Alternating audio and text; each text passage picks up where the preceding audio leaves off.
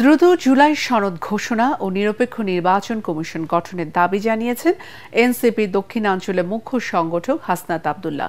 জুলাই পদযাত্রায় অংশ হিসেবে যশোরে জুলাই আন্দোলনে নিহতদের পরিবারের সাথে মতবিনিময়ের সময় তিনি এ দাবি জানান। শহরের চারখাম্বার মোড়ে স্থানীয় একটি হোটেলের মিলনায়তনে এনসিপির কেন্দ্র নেতৃবৃন্দ জুলাই গণহত্যায় আহত ও নিহতদের পরিবারের সদস্যদের সাথে মতবিনিময় করেন। এ সময় উপস্থিত ছিলেন জাতীয় নাগরিক পার্টির আহ্বায়ক নাহিদ ইসলাম, হাসনাত আব্দুল্লাহ, নাসিরউদ্দিন পাটোয়ারি, সামান্তা শারমিন সহ অন্যান্য নেতৃবৃন্দ। অন্তর্বর্তীকালীন সরকারকে বলতে চাই, আমাদের প্যাকেজ আকারে সবগুলো দিতে হবে। প্যাকেজ এটা আমরা আমাদেরকে পরিকল্পিতভাবে নির্বাচন থেকে আলাদা করা হইতেছে। পরিকল্পিতভাবে ট্যাগ দেওয়া হইতেছে না আমরা নির্বাচন বিরোধী। আমরা কিন্তু নির্বাচন বিরোধী না, আমাদের সবগুলোই লাগবে।